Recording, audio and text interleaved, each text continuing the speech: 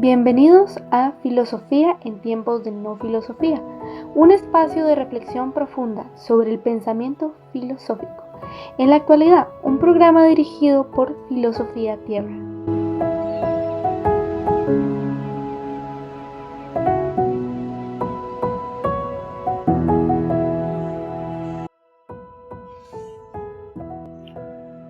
Todo lo puedo en Cristo que me fortalece. Bienvenidos al episodio 263.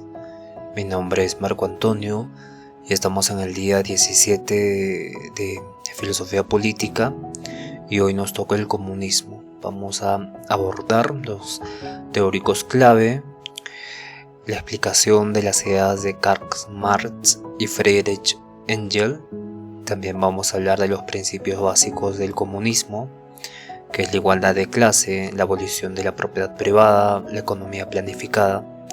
Y pasamos al segundo segmento, donde vamos a abordar el impacto del comunismo en la política y en la economía y las críticas comunes al comunismo y sus respuestas. Bienvenidos a este episodio, empecemos. Hoy vamos a hablar de un tema delicado, que es el comunismo. Ha traído muchos problemas en diferentes países, la aplicación de este comunismo. Pero vimos un poco la historia de episodios anteriores, ¿no? Vladimir Lenin incluye un tipo de marxismo-leninismo, ¿no? ¿Qué quiere decir esto? Que unifica el autoritarismo con lo que quería decir Marx. Marx pensaba que ese comunismo surgiría naturalmente en los hombres, ¿no? En un mutuo acuerdo, naturalmente, sin violencia. Pero Lenin pone este autoritarismo y acelera este proceso, ¿no? Y en ese sentido hace mucho daño el autoritarismo frente al liberalismo. Bien, teniendo esto en claro, podemos hablar ahora de comunismo en Karl Marx y Friedrich Engels, que son los que iniciaron todo este movimiento y que fue evidentemente mal comprendido, pero podemos entender toda la historia, y al entender toda la historia podemos darnos cuenta que las ideas que son buenas no hacen daño, pero las ideas que son malas, como Vladimir Lenin al intentar agregar autoritarismo al pensamiento de Karl Marx, ya lo distorsiona y lo modifica, y evidentemente ocurren tragedias. Bien. Entonces, el comunismo tiene principios básicos. Son 5 los principios básicos del comunismo. Tenemos 1. La supresión de la propiedad privada. 2. Control colectivo de los medios de producción. 3. Igualdad social y económica. 4. Fin del Estado como instrumento de dominación de clase. Y 5. Y tenemos el internacionalismo proletario, o sea, la unidad de todos los trabajadores del mundo.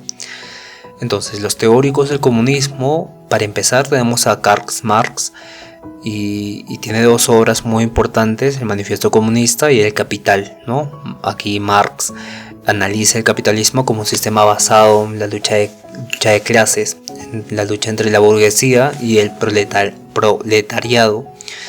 Eso quiere decir en los propietarios de las fábricas, los dueños de las máquinas y los trabajadores de esas máquinas, ¿no? La burguesía y el proletariado. Entonces, él propone que el desarrollo histórico ha llevado inevitablemente a una revolución proletaria, una revolución de esta minoría, del sometido. Y la superación de esta revolución es el establecimiento del comunismo, ¿no? Y aquí introduce 3 conceptos fundamentales: la plusvalía, la alienación y el materialismo histórico. En este sentido, estos conceptos son claves para entender a Marx. Vamos a tocar esto más adelante, pero como estamos dando una introducción de los pensadores, pasamos a Friedrich Engels, que él es coautor del Manifiesto Comunista, pero también escribe un libro por sí mismo, que es La situación de la clase obrera en Inglaterra. Específicamente es como un tipo de ensayo en 1845. Y Engels sintetiza y difunde todo el pensamiento de Carlos Marx, porque recordemos que Engels lo financia a Marx, ¿no? Apoya intelectualmente, económicamente, con tiempo, y él desarrolla la relación entre el socialismo científico y el análisis histórico, porque recordemos que estamos hablando de 1845. Esto quiere decir que la ciencia estaba llevando a la modernidad a no pensar en verdades fijas, sino en verdades específicas, ¿no? Y en un tipo de el surgimiento de la subjetividad. Esto es un tema avanzado de filosofía, pero creo que hay que entender el contexto general. Entonces, luego viene Vladimir Lenin, que básicamente nació en 1870, ya casi 60 años más adelante que en Marx, y él escribe 2 libros: El quehacer como pregunta, de 1902, y El Estado y la Revolución, ¿no? Él es el líder de toda la revolución rusa y adoptó el marxismo en condiciones de Rusia, un país que era semifeudal en ese entonces, y introduce la idea de los partidos revolucionarios de vanguardia, ¿no?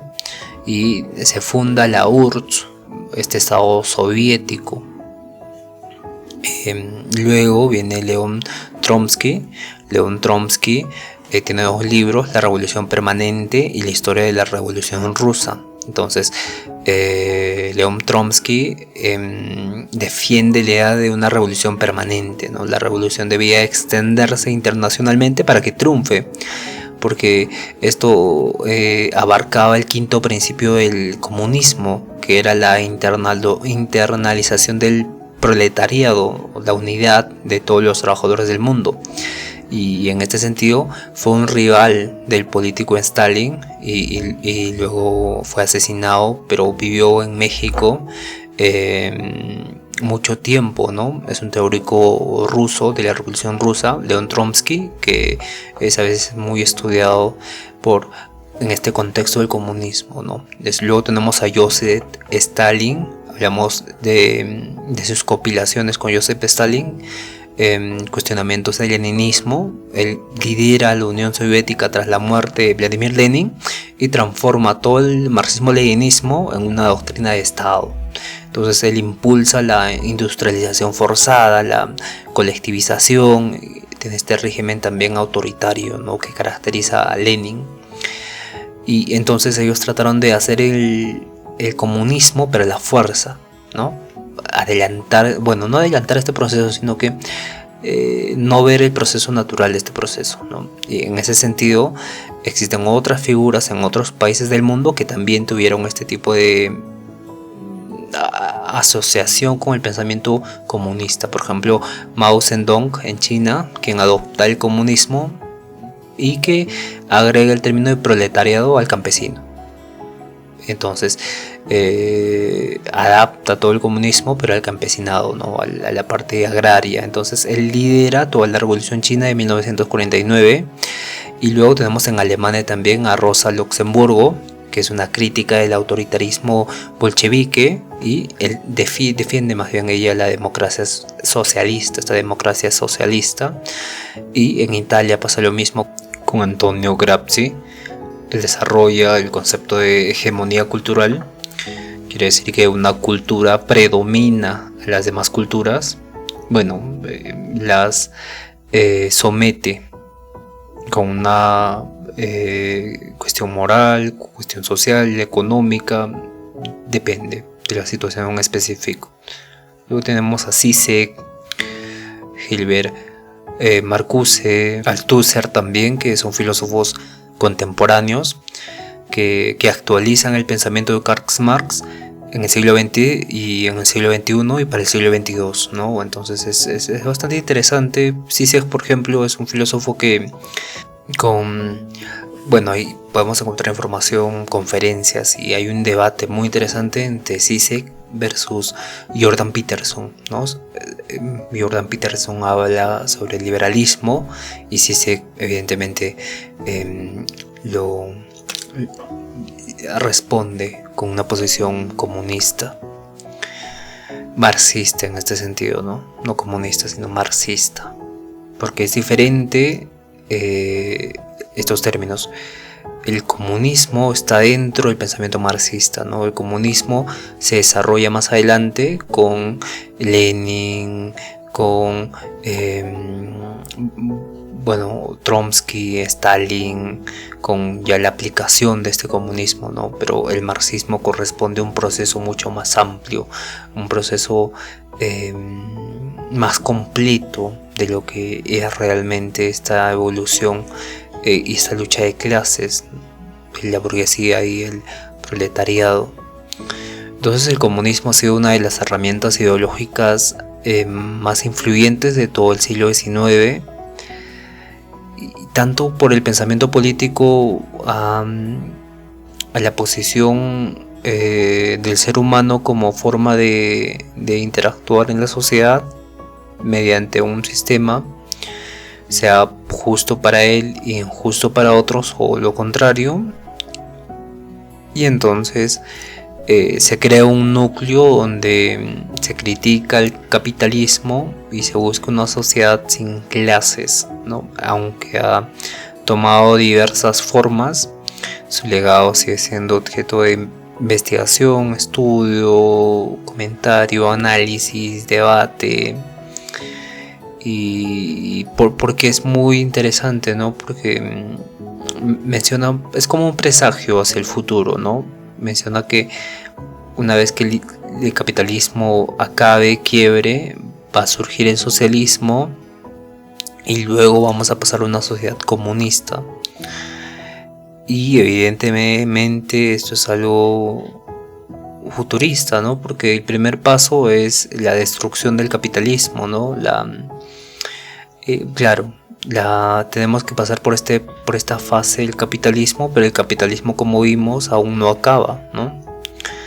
Y evidentemente Karl Marx también tiene un interés particular en la lucha de las clases, y este es un motor para toda la historia, ¿no? Porque ellos pensaban que el esclavismo hasta el capitalismo, las sociedades han sido siempre divididos en dos, la clase dominante y la clase oprimida, ¿no?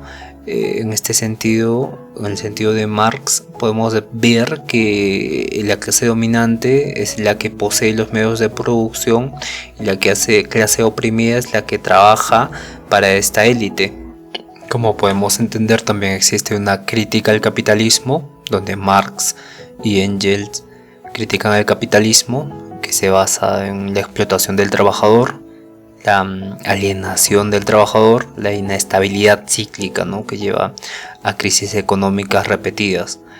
En este sentido, la plusvalía es el valor que el obrero produce por encima de lo que se paga por ese valor. Digamos, yo construyo esta botella y me cuesta 2 y al final se vende a 3, ¿no? Y a mí me pagan 2. Entonces esa parte que se vende a 3 se va para el dueño de las fábricas, ¿no?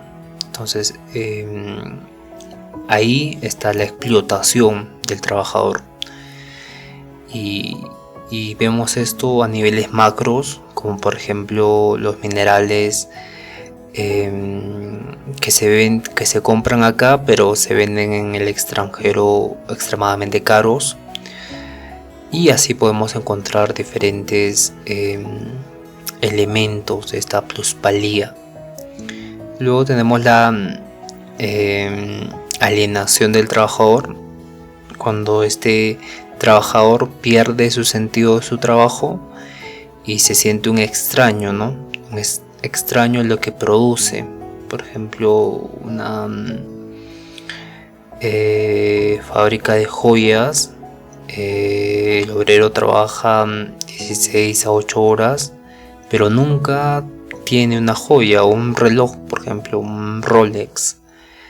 Nunca llega a tocar en su propio brazo un Rolex, por ejemplo, ¿no? Entonces esta es una alienación del trabajador, y este pierde el sentido de su trabajo y solo se convierte en un extraño a lo que produce, ¿no? Y pierde la capacidad humana de sentir ese valioso y solo sentirse un número o algo que produce algo, en este caso un reloj. Bien, entonces el capitalismo, según Karl Marx, es históricamente necesario, pero también es autodestructivo. Entonces sus propias contradicciones van a llevar a su fin al capitalismo, ¿no? Va a haber una contradicción que va a llegar al fin del capitalismo. Luego tenemos el comunismo como superación del capitalismo. Surge naturalmente el comunismo con la desaparición del capitalismo. Entonces Marx propone que el proletariado, los que trabajan en las fábricas, al tomar conciencia de su situación, deben organizarse y hacer una revolución frente al sistema, ¿no?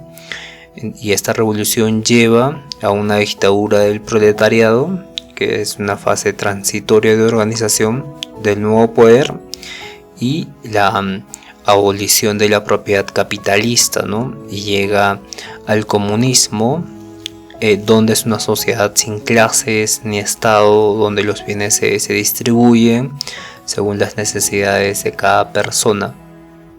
Y surge el manifiesto comunista, ¿no? Como un texto que resume todo esto. Este texto, publicado en 1848, expone ideas fundamentales, como por ejemplo cómo el capitalismo transforma el mundo, pero también crea las condiciones de su propia caída, y llama a la Unión Internacional de Trabajadores, ¿no? Por eso el manifiesto comunista se convierte en un texto muy perseguido, muy criticado, porque con las revoluciones que hubo con Lenin en Rusia, con la URSS, este manifiesto comunista se convierte en un llamado, ¿no? Un llamado a todo el proletariado del mundo, ¿no? A todos los trabajadores. Bien, ahora vamos a profundizar en los principios básicos del comunismo, ¿no? La igualdad de clase, por ejemplo. El comunismo, siendo una teoría no solo económica, sino social y política, trata de implementar una abolición de clases, ¿no? La abolición de la condición capitalista, ¿no? Esta condición que desiguala la sociedad y crea un sistema separatorio entre ricos y pobres. Entonces, la igualdad de clase es muy importante para el comunismo, porque propone una sociedad sin esta distinción, ¿no? Y esto significa que quienes poseen los medios de producción, la burguesía, los ricos, los millonarios, y los que venden su fuerza de trabajo, que son el pueblo, el proletariado, dejan de... no existe esta división, ¿no? Entre los ricos y los pobres, sino que todos están dentro de la máquina de producción y redistribuyen las riquezas justamente iguales para todos, ¿no? Entonces, para Marx y Engels, esta desigualdad ha sido el origen de la explotación, ha sido el origen de todas las formas de opresión estructural.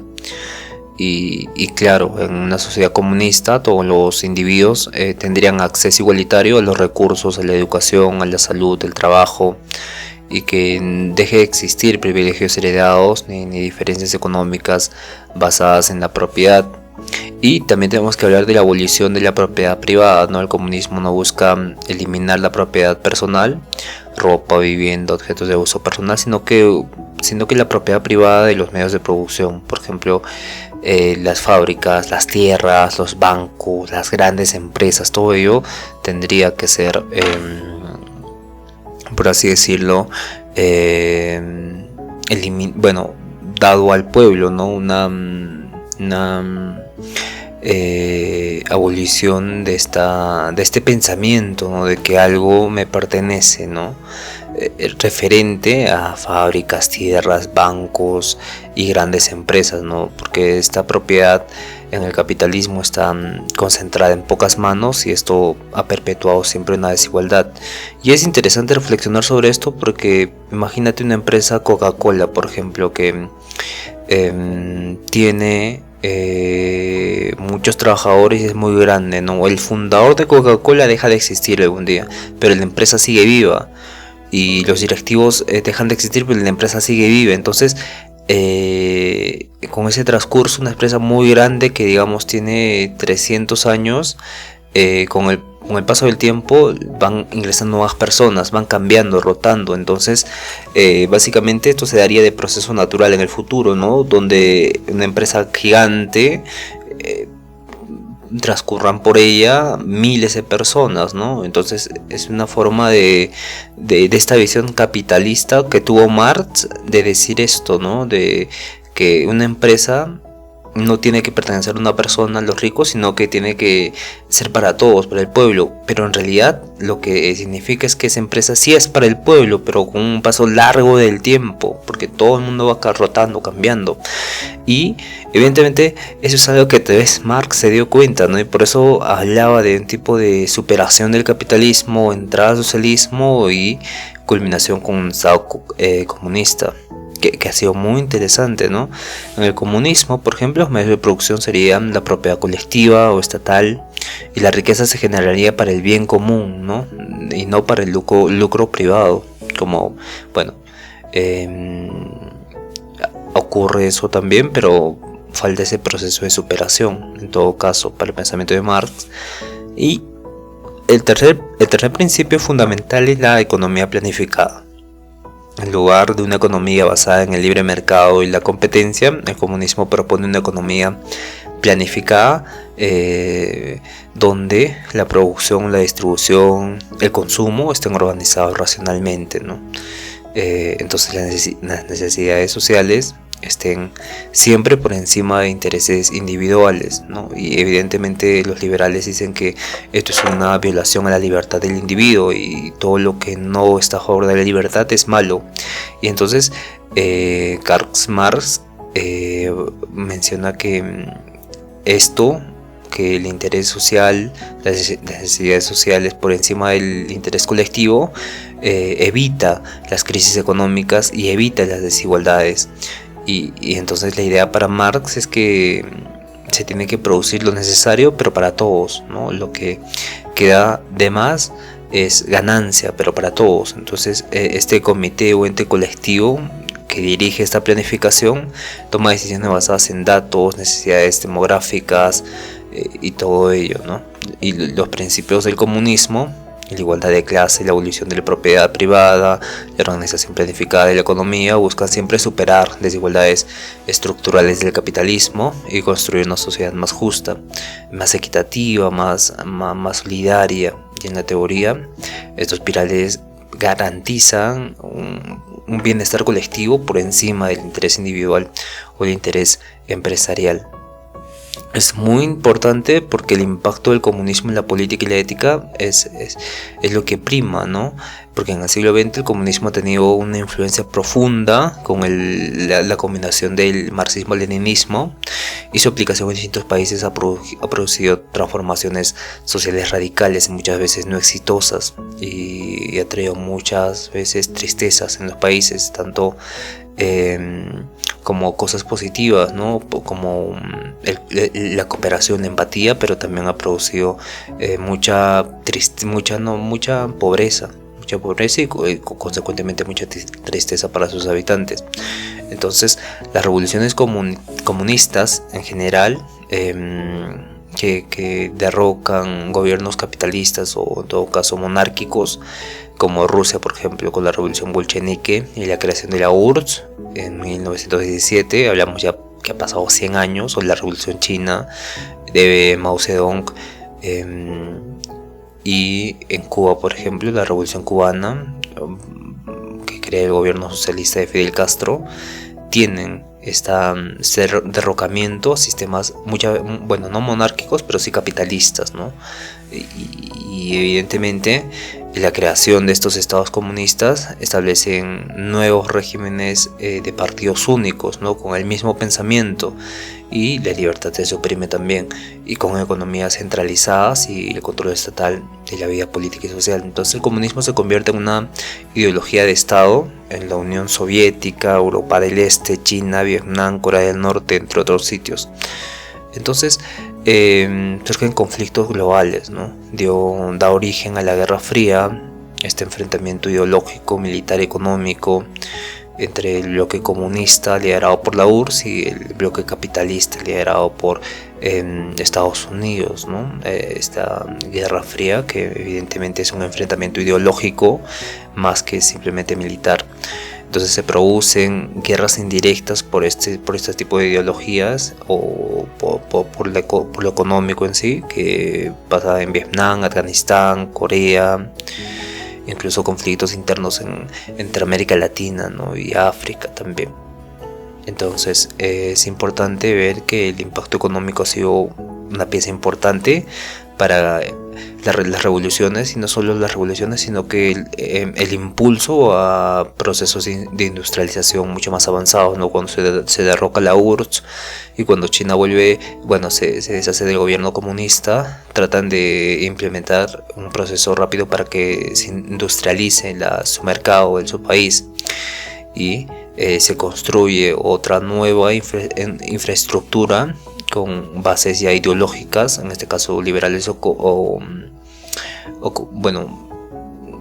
iba a decir comunitarias, porque en China es algo específico, ¿no? Solo es una ciudad que le permite el libre mercado, ¿no? Pero dentro de China y más allá todo está bien controlado. Entonces es algo muy interesante cómo han combinado y cómo han hecho el proceso de industrialización mucho más rápido y con otros pensamientos también, porque se construye esta infraestructura que combina el pensamiento ideológico de un pueblo, pero también combina las necesidades de ese pueblo, ¿no? Y claro, hay una igualdad material, ¿no? Porque se eliminan grandes desigualdades económicas y se garantiza el acceso universal a servicios de salud, educación, empleo, especialmente para las primeras décadas de industrialización. Y con ello se puede hacer una economía planificada, ¿no? El Estado controla a todos los sectores productivos, precios, salarios y distribución, y en algunos casos esto permite el crecimiento en etapas. Evidentemente hay críticas y hay fracasos, ¿no? Muchos regímenes comunistas toman el control, derriban el gobierno de turno y crean dictaduras de un solo partido, ¿no? Y cualquiera que piense en contra de ese partido es perseguido, censurado, y aparte hay una falta de libertades civiles, ¿no? Y entonces las economías planificadas sufrieron desabastecimiento crónico, baja productividad, falta de incentivos individuales, corrupción burocrática. Entonces hay un tipo de crisis y caída, ¿no? La URSS colapsó en 1991, con ella muchos estados del bloque comunista europeo, y la economía centralizada fue incapaz de adaptarse a los cambios tecnológicos y globales, ¿no? La represión y las violaciones de los derechos individuales se pueden ver en países como la URSS, Camboya, China, que básicamente se documentan millones de muertes, trabajos forzados, represión estatal. Entonces el comunismo tuvo un impacto históricamente gigante y siempre promovió la igualdad social, pero desafía el dominio del capitalismo, la libertad, y propone un modelo alternativo de organización económica y política.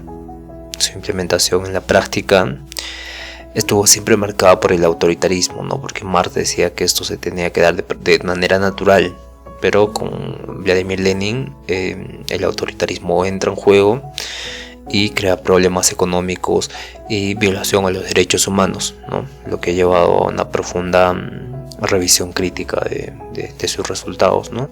Ahora vamos a pasar a las críticas. Y tenemos que entender que la crítica más común es que se piensa que el comunismo siempre lleva a dictaduras, ¿no? Entonces los regímenes comunistas del siglo XX como China, la URSS, Cuba, Corea del Norte derriban a gobiernos para implantar una dictadura con represión, censura, violación de los derechos humanos. Y muchos comunistas argumentan que el comunismo real, como sociedad sin clases ni Estado, nunca se ha alcanzado en el mundo. Entonces, lo que existió fue un Estado socialista de Estado, ¿no? En contextos de guerra o en contextos subdesarrollados, pero no avanzados. Entonces, la presión externa como bloqueos económicos, guerras, obliga a muchos regímenes a priorizar el control un control autoritario para sobrevivir, y señalan que muchas dictaduras han sido siempre respaldadas por potencias capitalistas, como pasó con Chile y Arabia Saudita. Por ejemplo, Chile tuvo ayuda de Estados Unidos para implantar un sistema, un experimento capitalista, ¿no? Por lo que autoritarismo no es siempre exclusivo del comunismo, sino también conlleva experimentos sociales, en este caso en Chile y Arabia Saudita. Otro argumento, otra crítica es que el comunismo mata la iniciativa individual. El argumento es que al no haber una propiedad privada, ni incentivo, ni lucro, las personas pierden la motivación para trabajar duro o innovar.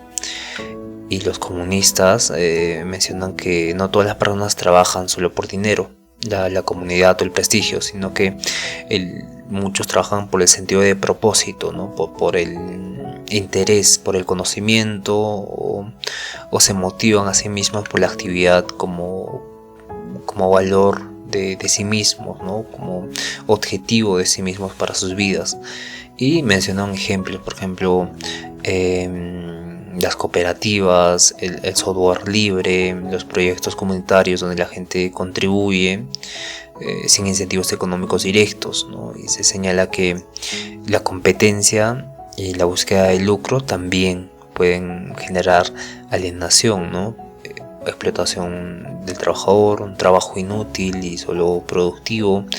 En ese sentido hay como un tipo de no innovación en el capitalismo también, ¿no? Esta falta de iniciativa individual.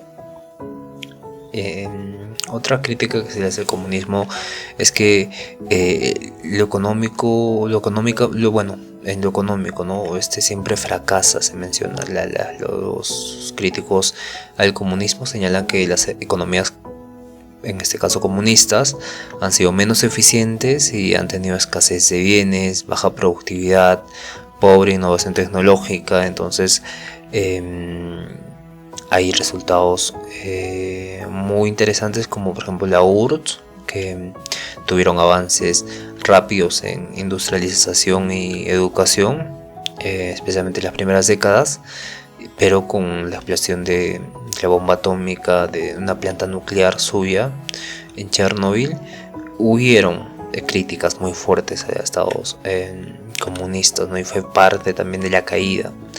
Entonces, parte de los fracasos económicos siempre se le atribuyen a sanciones, bloqueos y la falta de integración en el mercado global, ¿no? Porque cuando un estado o país quiere ser comunista, tiene bloqueos económicos, sanciones, y no le agregan a la economía en el mercado, ¿no? Y eso evidentemente es una mala práctica que hacen los países poderosos, liberales, pero que por nombre de la libertad no dejan ser libres a los otros países, ¿no? Es curioso eso, ¿no? Somos libres, pero no te vamos a dejar que implantes un gobierno comunista en tu país. Entonces hay mucho que analizar acá, mucho que analizar, mucho que conocer, mucho que reflexionar, y también hay mucho que proponer,